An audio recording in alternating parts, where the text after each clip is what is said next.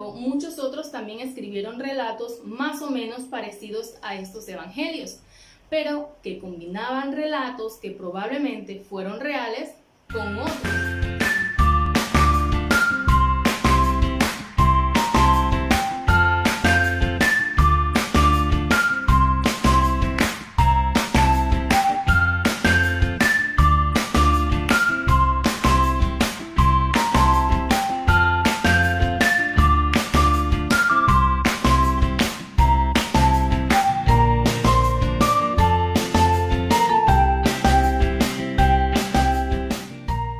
La Biblia es ese libro maravilloso del cual se han impreso más ejemplares que de ningún otro libro sobre la tierra y del cual existen traducciones en casi todas las lenguas existentes.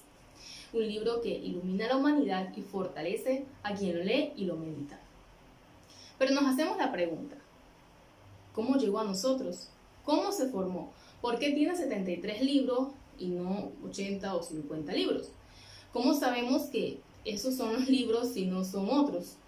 ¿Dice la Biblia acaso cuáles son los libros que forman parte de ella? ¿Cómo sabemos que es palabra de Dios? ¿Cómo podemos saber que esos son los libros realmente que Dios inspiró?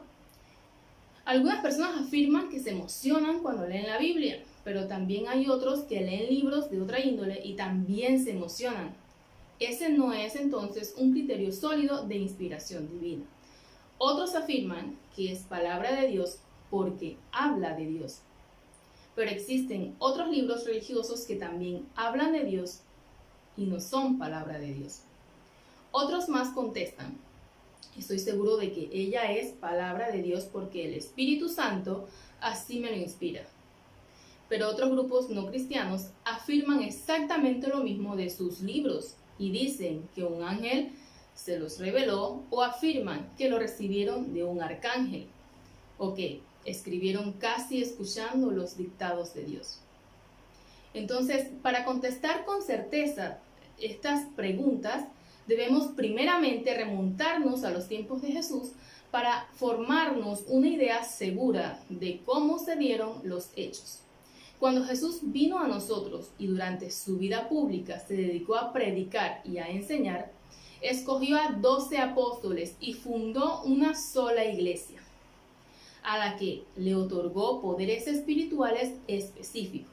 El Señor no escribió nada, excepto aquellas palabras sobre el polvo a que se refiere Juan en el capítulo 8, versículo 8. Una vez el Señor ascendió a los cielos, la Iglesia Católica se esparció por todas las partes, enseñando a su vez todo lo que el Señor le dijo. Esta era una enseñanza oral, pues no había nada escrito.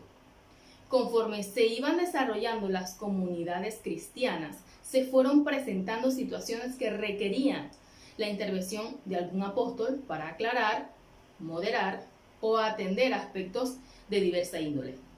Como era difícil estar en muchos lugares, recurrieron a las cartas. San Pablo empieza con las suyas y gradualmente otros hacen lo mismo. Ninguno de ellos pensó nunca que sus escritos podían llegar a ser parte de la Biblia. La comunidad iba experimentando la necesidad de contar con relatos que contuvieran los hechos y palabras de Jesús. De este modo, unos 10 años después de la ascensión del Señor, aparece el Evangelio de Mateo, seguido por el de Marcos y luego el de Lucas. El de Juan se escribe a finales del siglo I. Sin embargo, muchos otros también escribieron relatos más o menos parecidos a estos evangelios, pero que combinaban relatos que probablemente fueron reales con otros que inventaban. Estos escritos circulaban en las comunidades mezclados con los que después formarían parte de la Biblia, unos y otros. Apreciamos claramente que aunque la Biblia completa, lo que es el Antiguo y el Nuevo Testamento, todavía no existía, la Iglesia sí. En otras palabras, la Iglesia existía antes que la Biblia estuviera completa. Las primeras comunidades creían y vivían la presencia real de Jesucristo en la Eucaristía y en la misa como un sacrificio.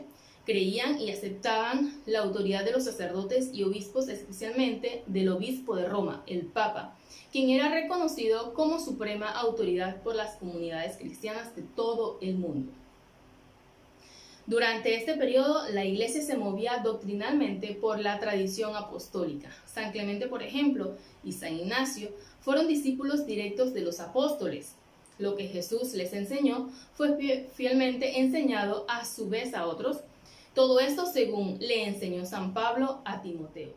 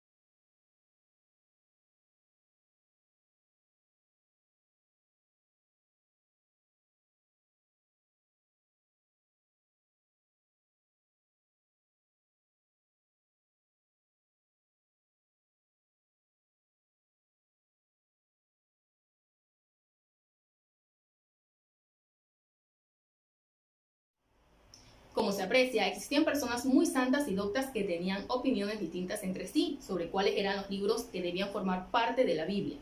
La Iglesia, con la autoridad que Cristo le otorgó en Mateo 16, del 18 al 19, se reúne en los concilios de Roma en el año 382, de Hipona 393, de Cartago en el año 397 y 419, y define la lista, también llamada canon, que significa regla o norma, de los libros inspirados, quedando fijados 46 libros para el Antiguo Testamento y 27 para el Nuevo Testamento.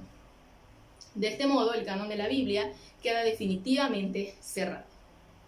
Los criterios para aceptar o no un libro como canónico fueron que tuviese como autor a un apóstol o un discípulo directo de un apóstol, el uso, especialmente en la liturgia de las iglesias apostólicas, y la conformidad con la fe de la iglesia. En otras palabras, la tradición apostólica fue el factor determinante. En una carta del año 405, el Papa San Inocencio I ratifica esta lista de libros. En el Concilio de Florencia, en el año 1442, reitera la lista oficial de 46 libros en el Antiguo Testamento y los 27 del Nuevo Testamento. De este modo, fueron reunidos y preservados por la Iglesia los libros que conforman la Biblia. 73 en total hasta el día de hoy. Libros que eran disputados como dudosos, es decir, reconocidos por unos y rechazados por otros, fueron aceptados. Por ejemplo, la Carta de Santiago, la Segunda Carta de San Pedro, la Segunda y Tercera Carta de San Juan, la Carta a los Hebreos y el Apocalipsis de San Juan. Antes de los concilios hubo dudas fuertes sobre ellos. Sin embargo, otros libros que eran muy queridos por muchos no fueron reconocidos por la Iglesia como parte de la Biblia, como por ejemplo el Pastor de Hermas, la Carta de San Clemente o la Didache. Una vez definida la lista por la autoridad de la Iglesia, el pueblo cristiano los aceptó como inspirados por Dios y de esta manera quedó fijada infaliblemente la lista de los libros que componen la Biblia. Ahora vamos a ver un poco sobre los concilios que fueron importantísimos en la conformación de la Biblia. Decreto del Papa San Dámaso I en el Concilio Romano del año 382.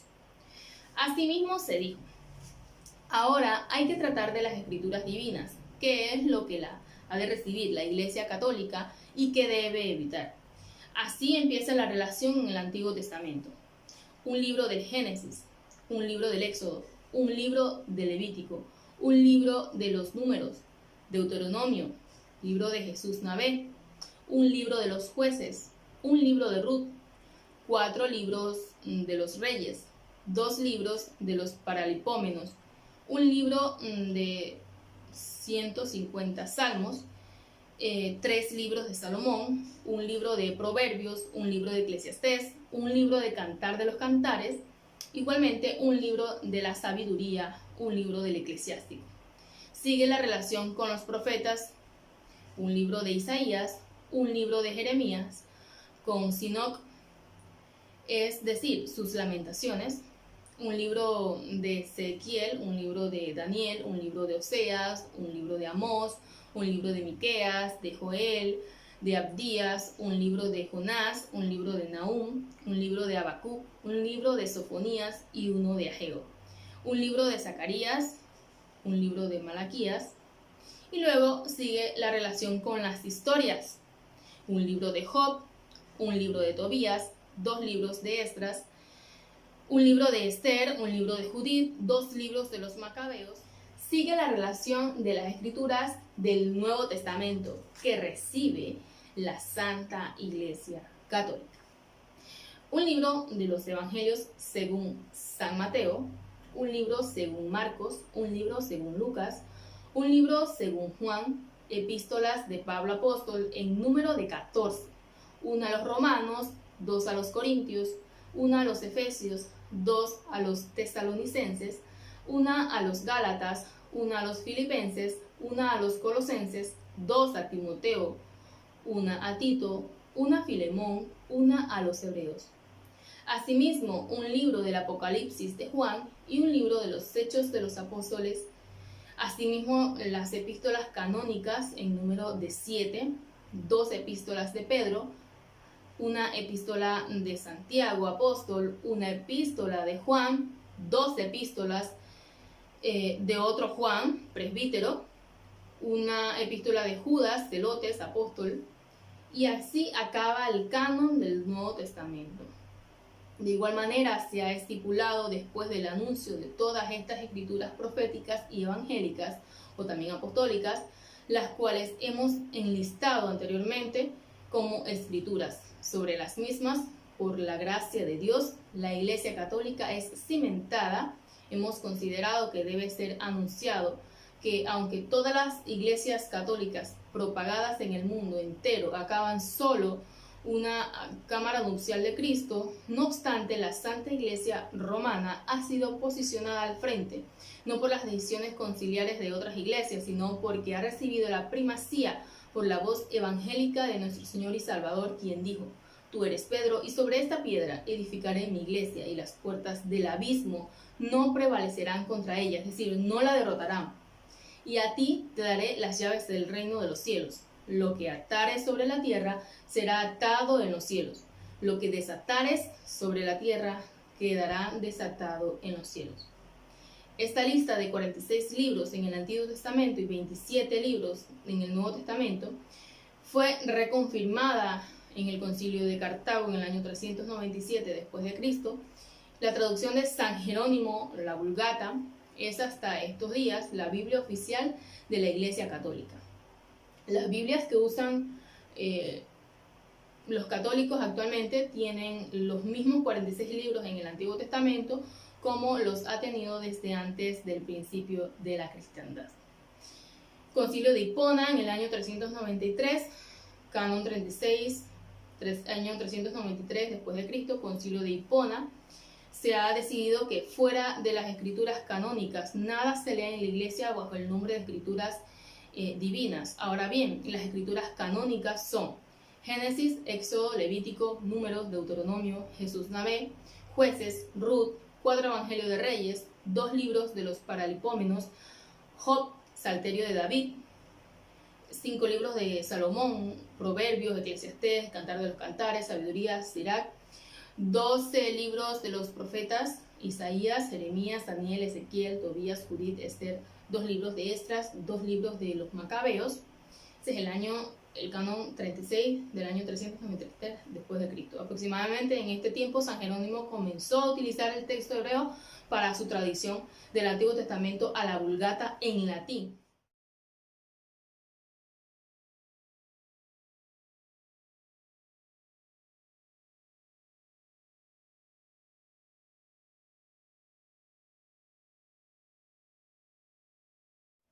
En el Concilio de Florencia, en el año 1442, también se ratifica los libros que ya les mencioné anteriormente. Hacemos unas preguntas. ¿Quién creó la división de la Biblia en capítulos? La división de la Biblia en capítulos fue hecha por Stephen Langton, arzobispo de Canterbury, Inglaterra, entre los años 1214 a 1226. Pregunta 2. ¿Quién dividió la Biblia en versículos? El Antiguo Testamento fue dividido en versículos por unos judíos llamados masoretas alrededor del siglo X. Para el Nuevo Testamento, la división fue hecha por un editor llamado Robert Etienne en el año 1551.